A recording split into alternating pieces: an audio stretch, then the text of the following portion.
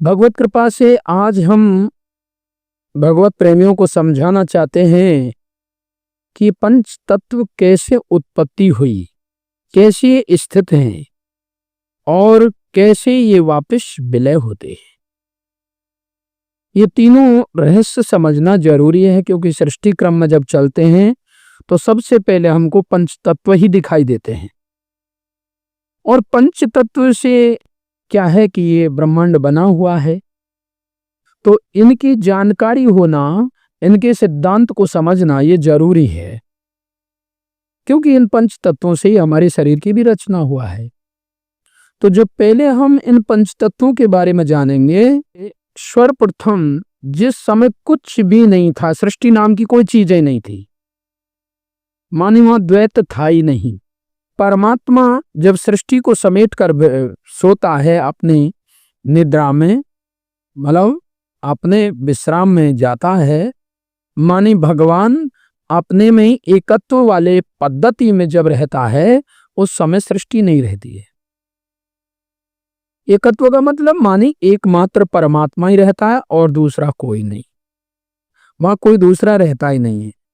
उस समय इस सृष्टि ब्रह्मांड में कोई भी ना देवता है, ना जड़ है, ना चेतन है, ना ये पंच पदार्थ हैं, ना जीव है, ना आत्मा है, और कोई भी नहीं है। मानी पूरी सृष्टि को समेटकर अपने बैठा रहता है।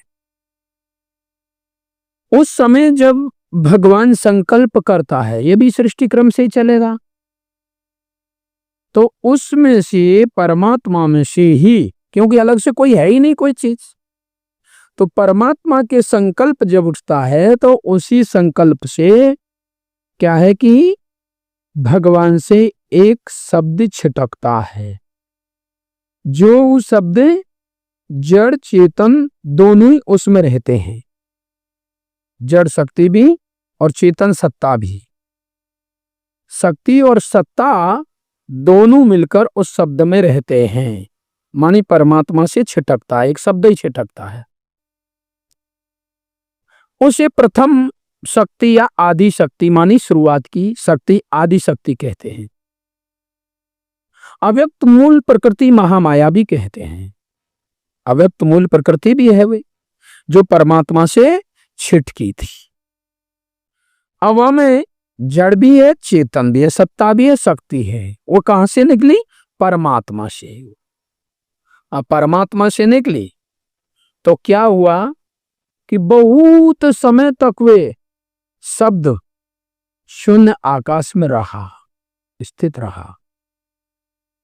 जब आगे सृष्टि क्रम द्वैत से द्वैत चालू हुआ, तो वहां से क्या है कि उस शब्द में से, उस शक्ति में से, उस प्रथम शब्द में से जो ज्योतिर्मय शब्द था, वह उसके पास ज्योति भी थी, तो उससे शक्ति छिटक कर, जड़ शक्ति छिटक कर एकदम तेज गति से दौड़ी। तो उसमें क्या है कि वे आकाश तत्व की रचना करी, जो आकाश में केवल शब्द और शक्ति है। तो शक्ति ने प्रथम जो तत्व की उत्पत्ति करी पंच तत्वों में से, वह आकाश की रचना करी। इसलिए उसमें शक्ति का ही गुण है। क्या है कि शब्द से ही उत्पत्ति हुई, तो उसको उसमें आकाश में केवल शब्द ही शब्द है, शब्द और शक्ति, शब्द और शक्ति। आकाश का विषय भी शब्द ही है। सबसे पहला शक्ति ने इस आकाश तत्व को पैदा किया। इस आकाश तत्व को, पंच भौतिक तत्व से आकाश को उत्पन्न किया। अब आकाश में गुण क्या है? शक्ति तो है ही है, क्योंकि शक्ति से उत्पन्न है, तो अगला क्रम तो चल ही रहा है। पर अपना जो निजी गुण है, अपना जो निजी विषय है, सूक्ष्म विषय है, वे इसका क्या है? शब्द है। जब शक्ति आकाश दोनों जो आपस में स्पर्श हुए, तो वायु की रचना हो जाती है। शक्ति और आकाश, शक्ति का गुण आकाश में क्या है? शब्द है, और शक्ति इसमें निहित है कि जो हमारे जितने भी यह धरती पर या कहीं भी जो शब्द होगा, उसको वह आकाश ही कैच करेगा। इसलिए उसका विषय है, आकाश का विषय शब्द है। अब इन दोनों में जब जैसे ही मतलब और विकृति पैदा हुई, तो दूसरा तत्व पैदा हुआ जिसका नाम है वायु। वायु क्योंकि स्पर्शता से जब दो तत्व हो गए, दो शक्ति और तत्व आकाश, तो इनका जैसी मिश्रण हुआ वहीं से इसमें वायु की उत्पत्ति हुई। तो वायु की उत्पत्ति हुई तो वायु का विषय क्या है? स्पर्श। क्योंकि दोनों स्पर्श हुए तो वायु की उत्पत्ति हो गई। अब उसका गुण भी स्पर्श हो गया। जब तीसरा तत्व स्पर्श के बाद में जैसे ही चालू हुआ, अभी रूप नहीं है, जब शब्द, शक्ति और आकाश और वायु, जब इन तीनों का मिश्रण हुआ, यदि आगे बढ़ा हुआ, आगे सृष्टि क्रम चालू हुआ, तो इन तीनों के विधान से क्या पैदा हुआ? अग्नि। अग्नि, अग्नि का गुण क्या है? रूप। अग्नि का विषय क्या है? रूप। उसका गुण है रूप। तो अब शब्द, स्पर्श, रूप, तीन पैदा हो गए। शक्ति नहीं है, उस जड़ शक्ति नहीं पैदा की है, आपस में मिश्रित होते हुए उनमें से जैसे एक दूसरे में विकृत हुआ तो तुरंत उसका मतलब दूसरा रूप होता चला गया। अब आकाश से वायु की उत्पत्ति, वायु से फिर मतलब अग्नि की उत्पत्ति हो रही है। तो अग्नि में वहां देखा जाएगा तो आकाश का भी गुण है, शब्द भी है, क्योंकि जब अग्नि कहीं भी प्रकट करोगे तो उसमें शब्द भी होगा, स्पर्श भी होगा और रूप भी होगा। शब्द, स्पर्श दो वायु में है। अग्नि में तीन है, अग्नि में तीन है, शक्ति सब में है, अपना शक्ति सब में है, पर तीन ये जो अग्नि में तीन क्या है? शब्द भी है, स्पर्श भी है और अपना गुण रूप भी है। मतलब अग्नि का गुण क्या है? रूप। मेन वायु का अपना ओरिजिनल मेन जो गुण है वह स्पर्श। आकाश का जो अपना मेन विषय है वह क्या है? शब्द। अब जब इन तीनों की जब उत्पत्ति हो जाती है तो इन तीनों के मिश्रण से, इन तीनों के मतलब विकृति से पैदा हुआ जल। अब जल में चारों गुण हैं, इसलिए जहां तक प्राणी जल पीता रहेगा तो शरीर नहीं छूटेगा। चारों इसमें गुण हैं, क्योंकि शब्द भी है, स्पर्श भी है, रूप भी है और अपना गुण निहित है ही है, रस। जल का अपना विषय क्या है? रस है। तो ये अपने अपने गुण में जैसे ही मतलब इनका एक एक गुण तो है ही है, परंतु अपने अगले जो पैदा हुए तत्व हैं उनका भी, इनमें जो नीचे वाले जो तत्व हैं इनमें उनका भी गुण निहित रहता है।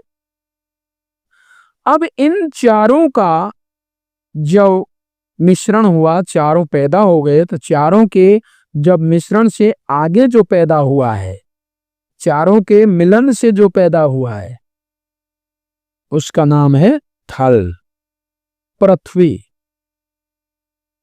अब पृथ्वी जो है वहां का अपना गुण हो गया गंध। अपना जो गुण है उसका गंध है।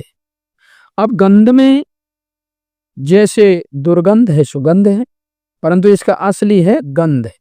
सुगंध और दुर्गंध जो बना, ये तो उस गंध का ही दो रूप हो गया है, परंतु इसका पृथ्वी का अपना विषय क्या है? गंध। आकाश का क्या है? शब्द। वायु का क्या है? स्पर्श। अग्नि का क्या है? रूप। जितना भी प्रकाश फैल रहा है ये सब अग्नि का ही है, रूप। और जल का अपना जो विषय क्या है? मानी रस। और पृथ्वी का है गंध है। इस प्रकार से ये जड़ शक्ति से पैदा हुए। अभी जो चेतन शक्ति है वह अपना स्थित है, भगवान से प्रकट है, वहीं स्थित है, खुले आकाश में घूम रही है। अभी उधर का कोई उसका रोल नहीं है, अभी तो ये जड़ शक्ति इन पंच भौतिक तत्वों को पैदा करी है।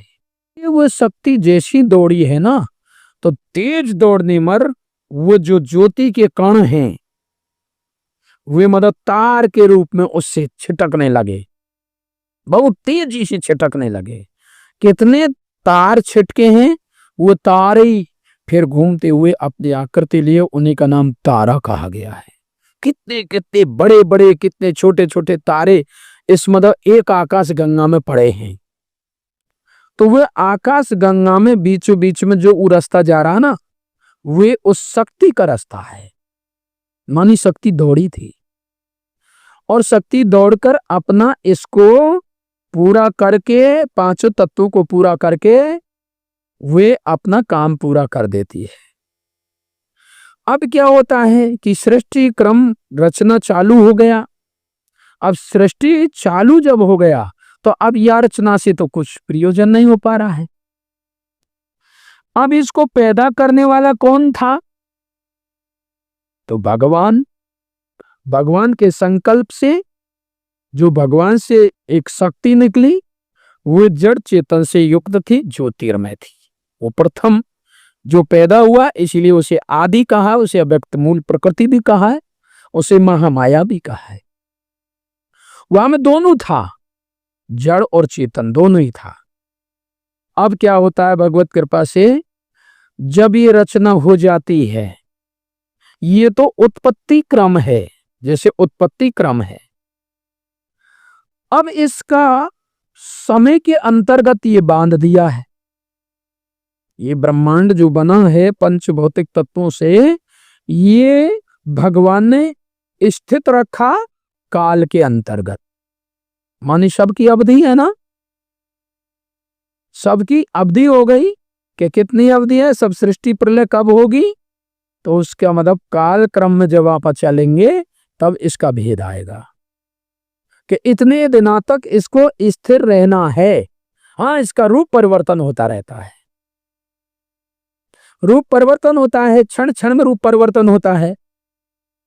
सुबह शाम दोपहर अंत मतलब संध्या, मतलब ये तो परिवर्तन होता रहता है, क्योंकि शक्ति हर हमेशा परिवर्तनशील है। तो इसको मतलब स्थित भी भगवान ने रखा है अपने संकल्प शक्ति से। अब यदि इसे वापस लिया जाएगा, सृष्टि क्रम वापस चलेगा, तो फिर जैसे रचना हुई है तैसे तैसे ये तत्व उत्पन्न हुए हैं। तो ऊपर से जो पैदा हुए हैं ना, ऐसे फिर नीचे से क्रम अपना विलय होता जाएगा। वही जड़ शक्ति फिर पहले थल को जल में विलय करेगी, थल को जल में विलय करेगी। जो कुछ पदार्थ ये ठोस दिखाई दे रहा है, ये सब जल में विलीन हो जाएगा। जल है जो अग्नि में, अग्नि उसे सोख लेगी, अग्नि अपने में विलीन कर लेगी, अग्नि वायु में प्रवेश कर जाएगी, वायु आकाश में प्रवेश कर जाएगा, आकाश शक्ति में प्रवेश कर जाएगा, शक्ति अम पदार्थ नहीं रहेगा। मां शक्ति में क्या है? साउंड एंड लाइट, माने क्या है? प्रकाश और ध्वनि। जड़ में, जड़ शक्ति में ये प्रकाश और ध्वनि, साउंड एंड लाइट के रूप में वो शक्ति होकर फिर जाकर जहां से पैदा हुई थी उसी में जाकर फिर जाकर अपने को बैठा देगी, माने विलीन हो जाएगी। और वे चेतन सत्ता जो अव्यक्त मूल प्रकृति महामाया है, वे अपना फिर परमात्मा में जाकर स्थित हो जाएगी। संपूर्ण सृष्टि के सब को लेकर परमात्मा में जाकर निहित हो जाएगी। ये इसका उत्पत्ति क्रम, विलीनीकरण और स्थिति। माने ब्रह्मा की उम्र, शंकर की उम्र, विष्णु की उम्र।